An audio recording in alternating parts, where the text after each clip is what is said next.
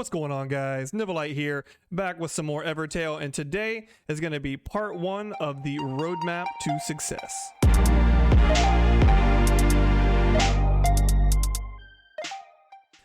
So in today's video, we're focusing primarily on setting up your first team, how to plan that out, and just overall what you need to do when you're first starting out. Now, a few disclaimers here. Success is very hard to define, right? So we need to define what we mean by success. And when I say success, I mean an account that is viable, an account that will do well in both PvP and PvE, something that you will be able to clear out events efficiently with, things of that nature. Now, success to you might be something different. You might want to be number 1 in PvP, you know, or something like that. But the thing to keep in mind with games like this is no matter what you do, you're never going to be able to compete with the whales unless you're a whale yourself. So when I say success, I mean something that is fun, enjoyable, but also viable. Always keep in mind, these are subjective ideas. These are things that are my personal opinions. You don't have to agree with them 100%. This is just a guide to kind of help you along your way, to give you some stepping stones to branch off on. If you like a unit that I say stay away from, if that unit makes the game fun for you, then by all means, go for it. Okay, so the very first thing that I want to go over is what kind of team composition or team comp should you go for. And used to, I would say go right off the bat for Dark Rosette. Endless Rosette was a game changer when she first came out, and she's still a strong unit, and honestly not a bad first SSR to go for, because with the beginner summons she is still pretty easy to get. And the reason why I used to say go for her is because there used to be a game mode called Coliseum, and she was excellent in that mode. You could use her to solo like the first several waves and just save your stamina in that event, and you could just go much further by just using one unit. But Coliseum is no longer in the game, and honestly with the new battalion system, I'm not sure if we're going to be getting something similar or how that's going to play out with that. All the manual stuff, all the manual PvP, we're just going to have to sit back and wait and see what happens with that. So with that in mind, the thing now that I encourage new players to focus on, especially right off the bat, are burn units. And the reason why is because burn units are versatile and plentiful. So it's very easy to put together a burn team.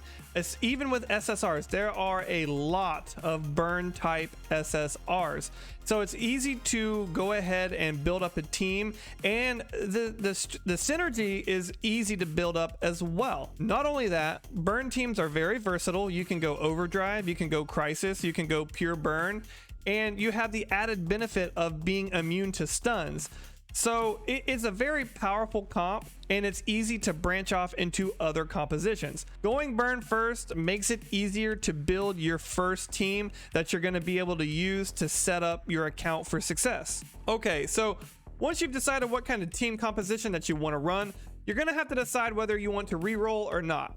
Now, if you're going to reroll, what you're going to have to do is go ahead and clear chapter 1 of the offline story, and that takes about 20 to 30 minutes. And once you do that, you're going to have to set up dummy accounts for Twitter and go ahead and get the 1,000 soul stones that you get for following them on Twitter. Once you do that, you should have anywhere between 12 and 1,500 soul stones, and you use that to go ahead and try to summon on your day 1 banner for either Endless Rosette or Endless Ludmilla. And if you don't get her, then you re-roll. So you have to create a new account, then you have to create a new Twitter account and just do it all over again. And this process takes about 30 minutes, but you can guarantee getting an SSR unit on day 1. Me personally, I like a more targeted approach of saving up your soul stones, because in the first month, you're gonna get a lot of free soul stones from the game, and you can use you can easily get up to over 10,000 as long as you're patient, and then you can wait on a banner that you really want and you can go for that unit. Okay, let's go ahead and for an example choose 5 units that we're going to create for platoon 1. So when you're creating a template, you want to do it 1 platoon at a time. Don't spread your resources too thin. I know it's very hard and it's very tempting when you see a bunch of people who have a bunch of awakening units. They have like all 4 platoons, they have millions of power. You want to go ahead and emulate that, but that's not the way to go. Choose 1 platoon at a time, build 1 platoon at a time. So for our platoon 1 in this example, we're choosing a fire team, and we're gonna go with our first unit we're gonna go for is Fire Astrid. Fire Astrid is a great addition to any burn team. She can give you spirit, she regenerates, and overall she's a very strong unit and a good unit to have. For our second burn unit, we're going to go for Kasara. Why Kasara? Kasara is an excellent support DPS for just about any team. So she's kind of future proof. So if you want to use her in a different team that's not specifically burn, you can, because of her Survivor's Fury, Vigor Impact, Ignition Heal. She is more support than she is DPS. She also has burn armor and burning focus, so it makes her a really good addition to really just about any team. So you can always use her in the future when you start to branch out. For our third burn unit, we're gonna go for Saya. Why Saya? Because she synergizes with Fire Astrid very well with her Overdrain and her Burn Drive abilities. And she also has Spirit Armor and Burning Heart. So if you're using Fire Astrid to beef up your spirit, she's going to be even more effective. And she can be used in an overdrive composition, so she can be used to branch out. Again, she will always be useful later on. She is what we call a future-proof unit. So for our fourth unit in this mock platoon, we're gonna go for Light Ludmilla. She's an excellent guard. She has Give Turn, which will enable your damage dealers. She has Auto Guard Plus, which means she won't have to waste a turn going into that 100% Guardian mode. And she has Purify and Desperate Drain. So overall, she's a very good unit to have and will fit in to any other composition in the future. You might see a trend here. You want to try to pick units that you can always use at a later time. That's called future proofing your account. Generally, you don't want to use units like, say, Akatsuki, because Akatsuki pigeonholes you into using a burn team. So if he's one of your first units straight off, you're gonna have to stay with a burn team, because now you have an SSR who's useless outside of a burn team. Okay, so with those 4 units, we have pretty much a burn synergy going on that's gonna work pretty well. So at this point, we gotta decide, what do we want to do? Do we want to branch off and maybe do some stuns? Do we want to branch off and maybe go to a different route, like leave room for a different route? So what I'm gonna say is, let's go for Shiori. Now, why Shiori? Well, she has Overdrive, which means Fire Astrid and both Saya are going to work hand in hand with her. You can use her as a 5th slot in your platoon because she has Spirit Entry, which means when she comes in, she's most likely going to be able to use her Overdrive or enable Overdrive for Saya. So she's gonna combo pretty well, and she gives you an opening to kind of work some more stuns into your team if that's the route you want to go. What I'm doing here with this roadmap, this isn't necessarily saying you have to build these units. It's giving you an idea on how to build and prepare your platoons for the future, right? Because you want to build your teams in a way where you can continually use your units. You don't want to have dead units. So remember, guys, this is just examples. This isn't saying you have to pick these units, or for your account to be successful. It's just a way of showing you how to build and prep for the future. You can go many different ways. You can go for a poison team. You can go for endless reset with Earth Astrid and say Anya, and now you have the makings of a strong team. It's poison. Not a lot of people are running poison anymore, but it's viable, and you will be able to clear out events with that. It's important to keep what you want to do in mind and not to stray away. I can't stress that enough. Don't stray away from what you are going for. Back in game, one of the other things that I want to talk about is weapons, because I see a lot of people talking about like, oh, should I use this weapon or should I use that weapon? And I'm gonna be honest, this is my honest opinion. In the beginning, it does not matter what weapon you use. You're gonna want to get weapons that are fully awakened and use them solely as stat sticks.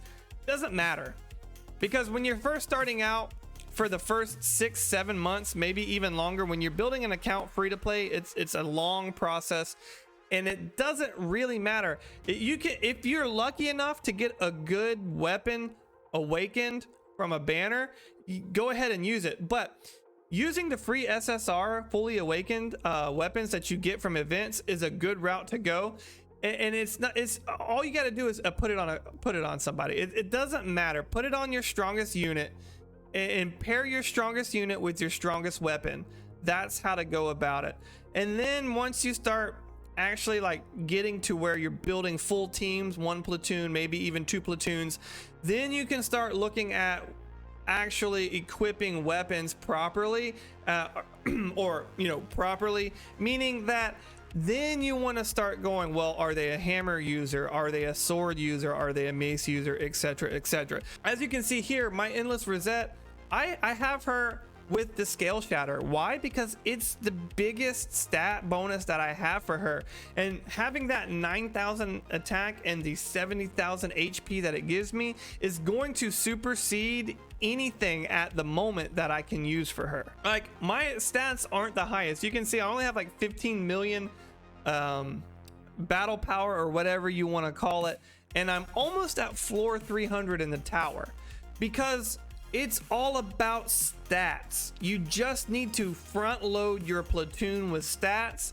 and that's how you're going to set up your account for success. So how should you go about leveling your platoon? When you go into the units and you look at my battalion, you will see my platoon 1 is by far stronger than anything else that I have. This platoon carries me through the tower, it carries me through the events, it carries me through raids, it carries me through everything. And as you can see, the synergy isn't perfect on it, but that doesn't matter. What matters is that I have consolidated the bulk of my power and the bulk of my stats in platoon 1. This is why I say focus on platoon 1 first. The stronger you get your platoon 1, the better your account's gonna be. Don't focus on platoon 3, platoon 2, platoon 4, whatever. Don't focus on that until you have a really powerful platoon 1. As you can see, I am still building my platoon 1.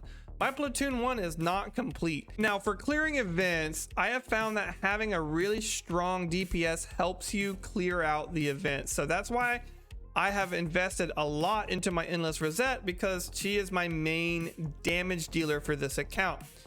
So you can see she is 2 awakened. I don't quite have her fully awakened, but her stats are, she's like quadruple anything else I have, and she is what I use to clear out so much of the content that I clear out with such a low battle rating.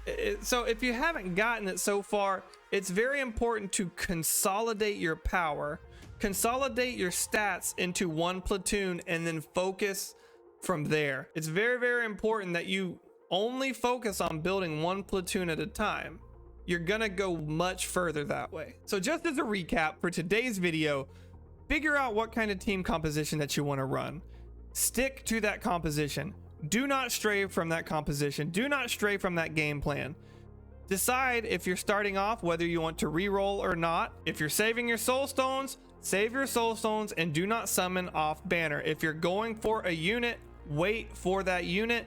No matter how tempting a new unit looks, wait for the units that you have decided to go for. Use your weapons as stat sticks. It's more important in the front part of the game, even up to a year of playing this game, to have the stats to clear events. Having a 25% extra bonus to attack isn't going to do nothing if you hit like a wet noodle. You need the stats first and foremost. Make your weapons strong, equip them. It doesn't matter if it's a preferred weapon or not. You need the stats right away. One platoon at a time. Don't spread your resources thin. Make your platoon one as strong as possible, and I promise you that will carry you way further than trying to spread out level 80s and level 100s across 4 platoons. Make your platoon one as strong as possible. Once you've got that one pretty fleshed out, go ahead and start focusing on a second platoon. But until then, platoon 1, you only need 5. I can't say that enough. 5 SSRs and you have a platoon 1. Focus on those 5, build them up, make them strong, and you'll see results. I promise you. All right, guys, so that's going to be it for today's video. Make sure to join me in part 2 when I talk about what SSR units to avoid building and future-proofing your account. Let me know what you guys thought of the video down below in the comments, and I'll see you guys next time.